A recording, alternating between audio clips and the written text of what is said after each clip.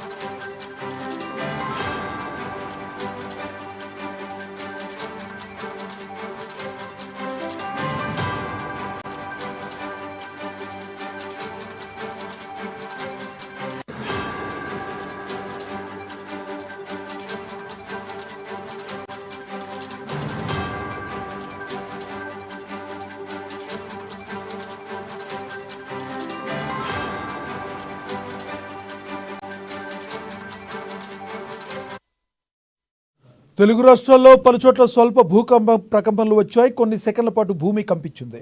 దీంతో ప్రజలు భయాందోళనకు గురయ్యారు. ఇళ్లు, అపార్ట్మెంట్ నుంచి బయటకు పరుగులు తీశారు. ప్రకంపనల తర్వాత తీవ్రత రెక్టర్ స్కేల్పై 5.3గా నమోదైంది.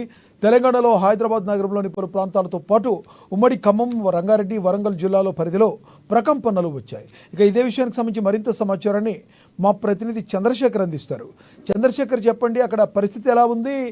రెక్టర్ స్కేల్పై ఎంతగా నమోదైంది? భూకంపన ప్రభావం వల్ల ప్రజలు ఏమనుకుంటున్నారు? లక్ష్మీనాథ్, అసలు ఉమ్మడి వరంగల్ జిల్లాలోని ములుగు జిల్లాలో మనం చూడొచ్చు. మేడారం అడవుల్లో ఒక 3 నెలల క్రితం జరిగిన భారీ రాకాసి గాలులకైతే 750 హెక్టార్ల వరకు అడవి మొత్తం కూడా కూలిపోయింది, కుప్ప కూలిపోయింది అనుకోవచ్చు. మరి వందల సంవత్సరాల చెట్లు, వేల చెట్లు, వందల సంవత్సరాల వయసున్న చెట్లు కూకటి వేళ్లతో పడిపోయింది. అసలు అదే ఒక భారతదేశంలోనే ప్రప్రదమైన రాకాసి గాలుల బీభత్సంగా సైంటిస్టులు కూడా అంతుపట్టని విధ్వంసం జరిగింది. ఆ విధ్వంసానికి మొత్తం భారతదేశం మొత్తం కూడా ఒక్కసారిగా ఉలికిపడింది. దానికోసం ఎన్నో శాస్త్రవేత్తలు అసలు ఈ యొక్క ప్రమాదానికి కారణం ఏంటని తెలుసుకోవడానికి మేడారం సమీపంలో కొన్ని పరికరాలను కూడా అమర్చడం జరిగింది. ఈ రోజు ములుగు కేంద్రంగా ఈ యొక్క భూ ప్రకంపనలు జరిగినట్లుగా అధికారులు గుర్తించారు. రిక్టర్ స్కేల్ పై 5.3గా ఈ యొక్క ప్రకంపనలు జరిగినట్టు, 40 కిలోమీటర్ డెప్త్ లో ఉన్న భూ లోపల ఉన్న పొరల మధ్యలో జరిగిన సంఘర్షణలో జరగటం వల్ల వచ్చిన ఈ ప్రకంపనలుగా గుర్తించారు. ఈ యొక్క ములుగు కేంద్రంగా కేంద్ర పాయింట్ నుంచి చుట్టూ 25 కిలోమీటర్ల వరకు, 225 కిలోమీటర్ల వరకు ఈ యొక్క భూకంపన ప్రభావం అయితే ఉన్నట్లుగా అయితే అధికారులు నిర్ధారించారు. అసలు ములుగులో ఏం జరుగుతుంది, ఇదేమన్నా సూచకమా, జరగబోయే విపత్తుకి ఏమన్నా సూచకంగానా అని ప్రజలైతే భయాందోళన ఉన్నారు. ఎందుకంటే 20 సంవత్సరాలలో కూడా తెలంగాణలో ఇలాంటి భూ ప్రకంపనలు చూడలేదు. ఒక్కసారిగా ఈ ప్రకంపనలతో ప్రజలందరూ కూడా ఏం జరుగుతుందో అని భయాందోళనకు గురైన పరిస్థితి.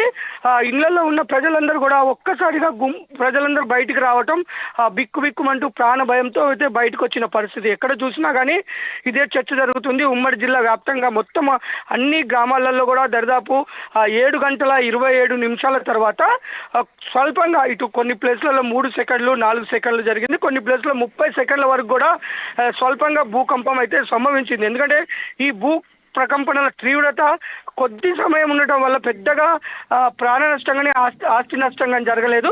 ఇదే ప్రకంపనలు బాగా వచ్చి ఇంకా ఎక్కువ సమయం సేపు వచ్చినట్లయితే ఏం జరిగేదు అని ప్రజలైతే భయపడుతున్న పరిస్థితి. కొన్ని ప్రదేశాల్లో కొన్ని గ్రామాల్లో కొంతపాటుగా గోడలు పడిపోవటము, క్రాక్స్ ఇవ్వటము, చిన్నపాటి నష్టమైతే జరిగిందని చెప్పుకోవచ్చు లక్ష్మీనాథ్. కాకపోతే ఒక పక్క అసలు ములుగులో ఏ విపత్వానికి ఏ విపత్తు జరగనున్నది అనేదైతే మొత్తం ప్రప్రథమంగా ప్రజల్లో చర్చ జరుగుతుంది. ఎందుకంటే కనివిని ఎరగని రీతిలో అడవి కొన్ని క్షణాల్లోనే 750 హెక్టార్లకు పైగా 100 ఏళ్లున్న 50 నుంచి 70 వేల చెట్లు వరకు చనిపోయిన మన విరిగి కుక్కటి వేళ్లతో గాలిలో లేచి విరిగిపోయిన పరిస్థితి.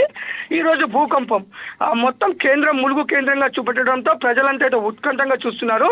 ఇంకా మరో పక్క ప్రజలు అసలు ఈ భూకంపం వచ్చే ముందు ఇది ఉన్న సూచనగా కొద్దిసేపు ఇది ముందు జాగ్రత్తగా సూచనల లాంటిగా తిరిగి మళ్ళీ ఏమన్నా భూకంపం వచ్చే అవకాశం ఉందా, ఈరోజు ఎలా ఉంటుంది అని భయాందోళన అయితే ప్రజలు ఉన్నారు. అధికారులు ఏం చెప్తారు, అధికారులు చెప్పిన తర్వాత ప్రజలు ఒక కంక్లూజన్కి వచ్చే అవకాశం అయితే ఉంది. ప్రస్తుతానికి మాత్రం ఈ భూకంప ప్రభావంతో ఒక్కసారిగా ప్రజలు మొత్తం కూడా ఉమ్మడి వరంగల్ జిల్లా వ్యాప్తంగా భయాందోళన ఉన్నారు లక్ష్మీనాథ్. అయితే ప్రధానంగా అధికారులు ఎటువంటి చర్యలు తీసుకోబోతున్నారు? మరి కేవలం ప్రసార మాధ్యమాల్లో చూస్తున్న ప్రజలు భయాందోళన నెలకొంటే మరి అధికారులు వాళ్ళకి ధైర్యం చెప్పే ప్రయత్నం ఏమైనా చేసే కనబడుతుందా?